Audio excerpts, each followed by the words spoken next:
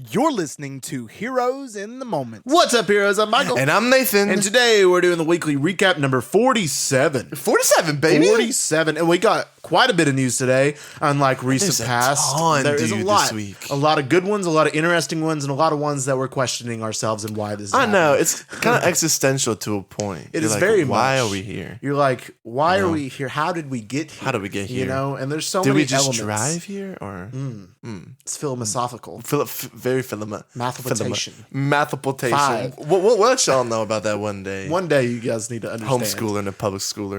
What happens What they come when up with. Yeah. The atomic bomb. No. All right. So the first piece of news comes from the MCU. And that being, this one's pretty hyped for me. And I know you're hyped for this one too, because we love this man.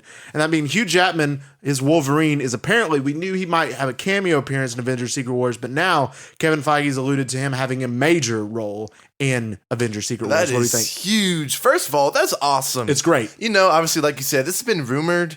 And I mean, obviously, this has been the dream of, every Fox, every Marvel fan for a long time. For seeing sure. this man back in action for Secret Wars love him.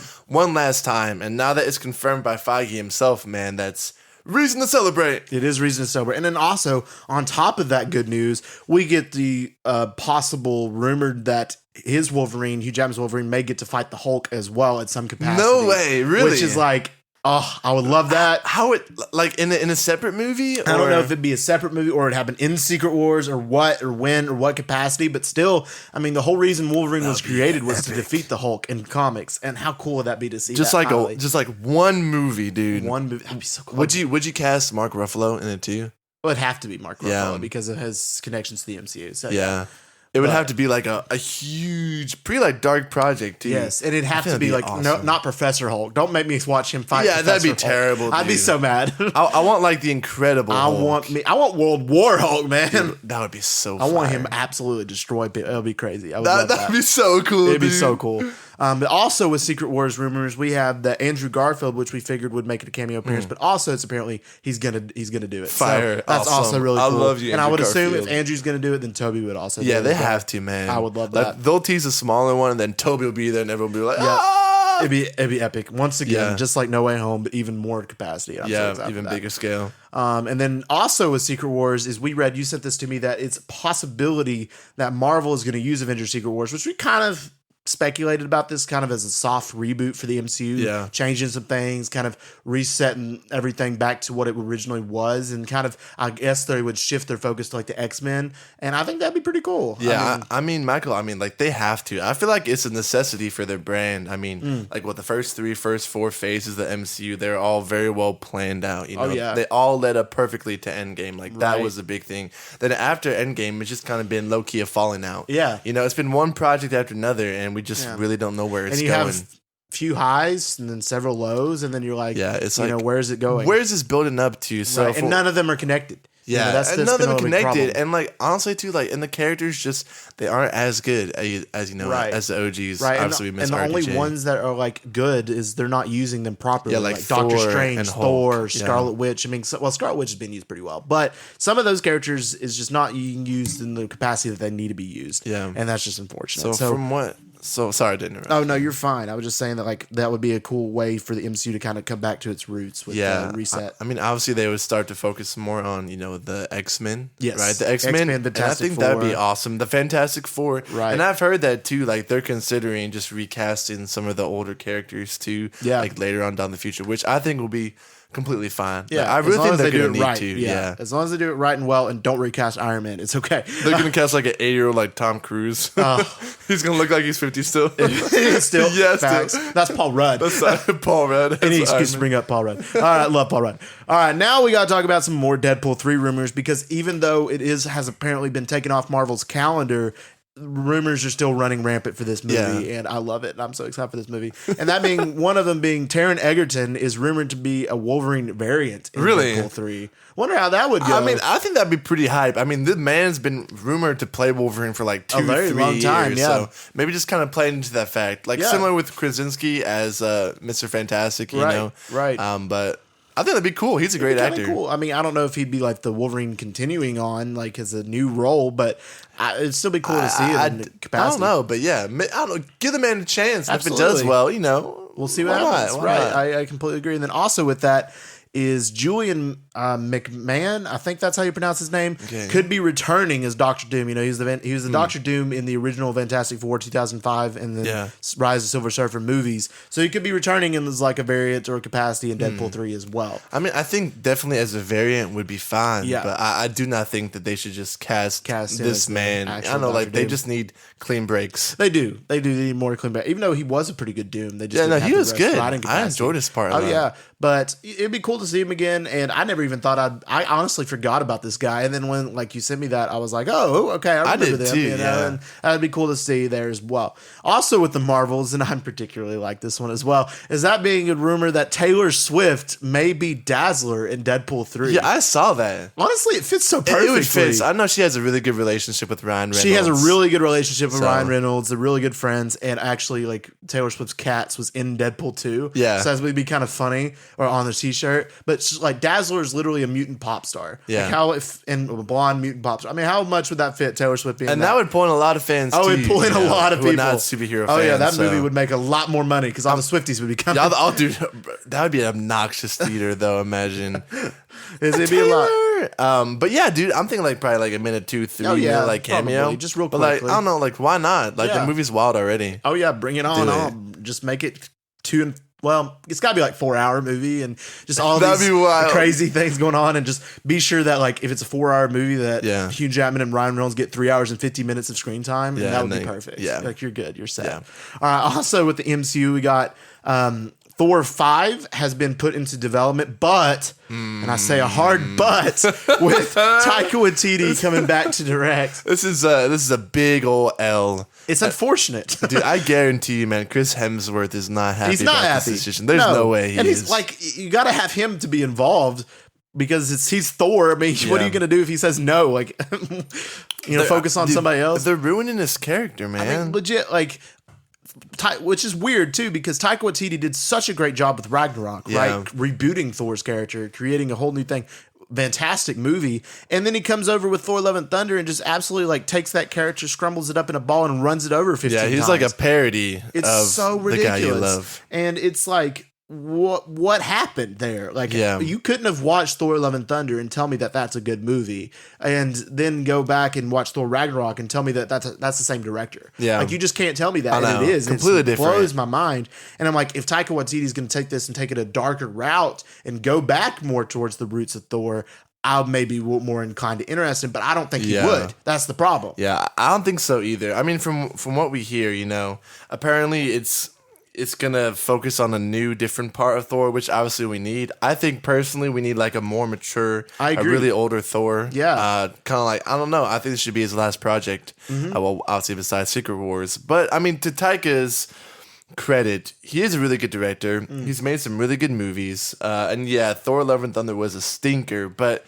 I don't know, man. Personally, if I was Kevin Feige, I wouldn't be trusting the man after the box office flop. Love and Thunder, So, right? And get like a more serious, Yes. a seasoned director to kind of just Absolutely. send him off in a good way. Also, like we said before, kind of like in a Logan way, maybe. Absolutely. That's what I feel like it needs because Thor is such a really interesting character because when he first started out in the MCU, he was kind of serious, but nobody really gravitated towards his character until Ragnarok rebooted that. Everybody fell in love with him, and then Infinity War Thor is the best incarnation of Thor we've ever had. I want Infinity War Thor to come back. Yeah, a little more mature. I mean, more mature, he had a lot darker. of depth to his character. Right. He need was that going Viking. through a lot. He was dealing with loss and and rage and maturity, and it was a really cool storyline to see. Absolutely. And I hope they would explore that in a Thor 5 capacity. But with Taika directing, I don't trust it, to be honest. I don't either, but we'll see. Also, some more negative news here, and that being that the Marvel's director has come out and said that this movie is going to be different from the MCU in the means that it's going to be wacky and sillier than the majority of the rest of the MCU. And I was like, she has been watching that recent MCU. She hadn't been watching recent MCU, and then also she see Thor: Love and Thunder. What? Why would you do that? Like, it doesn't make sense. Completely different. It's going to be silly and wacky. And plus, Captain Marvel's not a wacky character. No, it's not. Like, what are you talking about? Kamala is, but not Monica and not Carol. Like, they're not at all. Definitely not Brie Larson. No, I mean Brie Larson's like the monotone definition. Yeah, like, what are you doing? Like, this is. I mean, most people have been complaining about wanting serious and more darker tone, like it has been the MCU's past, and not that silly comedy wacky way. And you're going out and saying it's going to be different because it's going to be silly and wacky. What? What does that even mean? Yeah, that's been the standard for a little while now. Right. I mean, to see. minus Guardians 3 and minus Wakanda Forever, it's been the standard for the Phase 4 of Marvel. And you could even argue Guardians 3, but it's a good kind of comedy, not like it's a good comedy, but it's dark it's too. Still, when appropriate. But like, it's just like, are you kidding me? Come on now, Marvel. Like, what? I don't see the vision here with this movie. To be honest, either. Like you said, I understand if it's just Miss Marvel, right? She's a kid. Yeah, that's to be expected. Absolutely. But the other two, I don't see it. I don't at it's all. It's not consistent with their characters. No, not at all. And it's what I'm hearing and what it's sounding like is the Marvel is going to turn into another Thor: Love and Thunder scenario. It sounds like it's going to be another that movie, and honestly, it could possibly be worse. Yeah. Because when I think about Thor: Love and Thunder, the good qualities of Thor: Love and Thunder, it had an incredible villain. Yeah. And we love Thor. That was some good qualities. Yeah. With the Marvels, it has everything against it because so far the villain looks like That's it's a going to be terrible bad, villain, and then the main star is bad. Like, nobody likes the main star. And there's not a huge fan base behind these characters either. Like Photon is probably the coolest character maybe that we've seen introduced, and that was from a Disney Plus show where a lot of people might not have watched. So exactly. So it's got a lot going against it. It's a big uphill battle, and I mean the first one made $1 billion. I still can't believe that. I know. I have a hard time. Well, Marvel was definitely in its high there, and it's the first female-led superhero Marvel film. So it had a lot. Going for it. Plus, it was the one right before Endgame, so know it's going to make money. So I mean, but the Marvels, it's not going to do well. And if I'm being honest, it could be the least Marvel box office to date. You think so? You think they would flop like that? I think it could. Like, honestly, man, like, I don't even really want to see it. I know. We got to review it. We got to review. We got to review. Got to see. Watch it surprises. I hope it does. I hope it does, too. I don't All right. Now to move on to Sony Marvel and this being, and honestly, the more I hear about Madam Web, I'm actually kind of excited for Madam Web. I think it'd be a sleeper. It could be a sleeper. Even though it's Sony Marvel and Sony Spider-Man verse, it's not as good quality lately. And really never has been except for Venom 1. Yeah. But we do got some insight in it, and being Sydney Sweeney we knew was going to be in this movie, but now it's confirmed that she will be playing Julia Carpenter's Spider-Woman. I mean, I like her. Listen, there's going to be a lot of horny people walking into them theaters, dude. Coming off of like Euphoria and stuff like that, bro. Sydney Sweeney's she's great. But she's a great actress. I think she'll do this role perfectly. And I think it's a really good cast. And I agree. I think it fits. All right, now to move on to some DCU news, and we have some really good ones here, and we'll save the best for last, obviously. Okay. And that being, first off, James Gunn has come out and said that the DCU's animated movies, which we already knew was going to happen, will be theatrical films. So they will That's make really the theaters. cool. That's cool. Yeah. I can't remember like the last time I saw something like that in the theater. With DC League of Super Pets. Yeah, but like, I don't know. That wasn't like, it didn't feel like that. You know what I'm saying? Like, say something like The Long Halloween or something like that. Right. Like, I would have loved to see stuff like that in the theaters, but I've never done it. I know. And it'd be really cool to give like that kind of attraction because we know DCU's or DC anyways, animated movies are always better. They're bangers. They're really good. I love their animated projects. If they really produce those and like do the same elements, give the same people their that was working on the original animated features and stuff, get the same people to do it again, and they go to theaters, they could do really well. They just have to build up their marketing in order to get people to go see them. But, and then obviously like that would be a big step over Marvel too. Say if they're putting out really good live action and then animated stuff on the all side, in the same universe as well. Imagine, I think that really cool. A lot of people would turn out to see that. I would too. I hope so. They just got to really do get some good marketing because the marketing for DC has been not good recently. Yeah. So not only that, but the considering films the last three four movies have been horrible box office failures. Flops, so they really got to pick it up here. Next up is we talked about last week that Wonder Woman 3 is apparently back in the works, but now it is apparently not actually in the works. So it's weird, man. It is weird. It's like it's a weird situation. Did Gal Gadot make that up? I don't see her making it up. But she's just saying it just to try to force his hand publicly, and it's like no. It could be, or I really just don't know. I mean, it's really weird that somebody would turn around and say, it's in development, it's happening. And then somebody turn around and say, it's like, no, it's not. What are you talking about? So I don't know. It's DC is still like, it's got to work on its kinks. Obviously. And it's very confusing. But from what we hear, it doesn't sound like it's going to happen, which we think is a good idea. We do. Here's in the Moment approved. It is Heroes in the Moment. Get that stamp. We need that stamp. We need a stamp. We do need a stamper. Like every time we talk about news, we just stamp. We just stamp it on the thing. No, we just stamp it. That's a good idea. Let's start stamping. And then send them in a letter. Send them a letter to James Gunn. To James Gunn. We approve. Of his decisions. He may listen. I'm sure he would appreciate that. I think he would. All right, next up, and this one is rather interesting and could be debatable, and we'll talk about that. And that being John Krasinski is rumored to be Batman in The Brave and the Bold. What do you think? First of all, man, this man gets like casted, I feel like, as every big comic book character. That's a fact. For real. He's been all over the page. To be honest, I can't see it. And he's an awesome guy, awesome director, awesome actor. Right. But as Batman, to me, I'm still holding out for Jensen Ackles. Yeah, but I John agree. Krasinski, dude, I have a hard time seeing it. Well, I mean, I love John Krasinski, and I'm on the same boat as you. It's just like, I'm trying to picture, like, when I picture John Krasinski, I clearly picture Jim from The Office, right? Yeah. And I can't picture Jim as Batman. Yeah. So it's hard for me to make that comparisons. And although John Krasinski is a very talented actor, and I think he could pull out the acting chops for it, I just don't see him in the role as Batman. Yeah. As much as I love him, I really, really don't see him in that role. I just wish they'd still just cast him as Mr. Fantastic and just go with that. Yeah. That's what I want. That'd be But, awesome. I don't know. I can't really see him as Batman. Yeah, but I mean, dude, I've seen a lot of rumors about this, and honestly, I would not be surprised if this was true. It could be very true. I mean, he turned down some with Marvel, but like, Batman has to be like that, and Superman got to be like the two biggest roles to pull. I heard feel someone like. one time compare Batman to saying like Batman is the Hamlet of the like superhero world, meaning that every actor every male actor who's ever been has always wanted to play Batman. Yeah, it's like a choice you have to play. Like I don't feel like anyone would want to turn down. Nobody role. could turn down. Batman. It's like, Batman, dude. It's literal Batman. You can't turn. And that it's down. a whole clean start. You're not messing with the crappy DCU now. You're under James Gunn. Right. He got a good track record. If I was Krasinski, I'd be like, heck yeah. Heck yeah, bring me on. If that's what James Gunn wants, but we'll see. Yeah, we'll see. All right. Well, we're going to turn it over and we'll do a round or so of the Matt Reeves Batman helmet who would win in a fight. We're getting down to the nitty gritty. We're losing a bunch. So dude, it's been a lot of lopsided battles recently. I know. We got to get some good battles here. A lot of just absolutely no contests. I know. We got to get some good battles. Even though it's all drawn by random, we don't pre-pick. I don't think I can read this one. Oh, man. Let me see. I'm trying really hard. I know that the bottom word says. Wait, does that start with a C?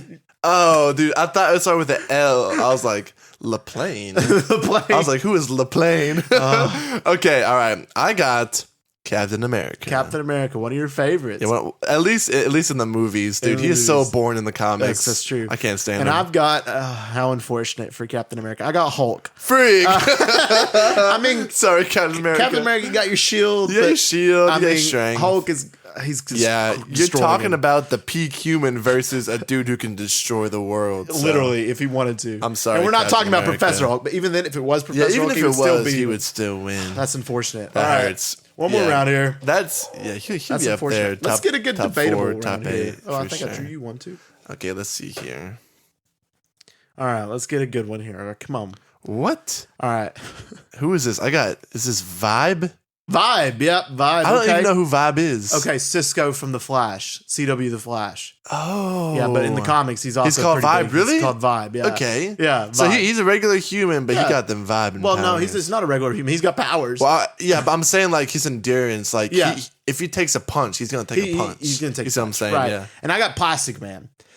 Dude, Plastic Man, in my opinion, is the most underrated, powerful character. Plastic Man can turn into a helicopter, man. Dude, there's honestly not many people that Plastic Man couldn't beat, in my opinion. Yeah, I mean, Vibe is pretty cool. As he can create portals apparently into different places. He can like shoot out vibrations through his hands and things like that in that capacity, which is really cool. But Plastic Man will inevitably take it's almost impossible to kill Plastic Man. That's true. And the fact that he can do with his body whatever he wants, dude, he is so freaking powerful. He is very powerful. Him versus Superman. Let's make it happen. Let's make it happen. Superman just ripping in half. Yeah, probably. All right, guys. If you enjoyed this episode, let us know by giving us a review and a download. Our podcast, Here's in the Moment, is available on all major podcast platforms, so check it out. Speaking of checking it out, our Blue Beetle movie review is out now, so go ahead, give that a listen, and we'll tell you our honest, unbiased, of course, thoughts. If y'all want to support the show, we have a little support link at the bottom of our episodes, and we'd appreciate it very much, guys. And we just want to thank y'all for listening, and as always, we love you 3000.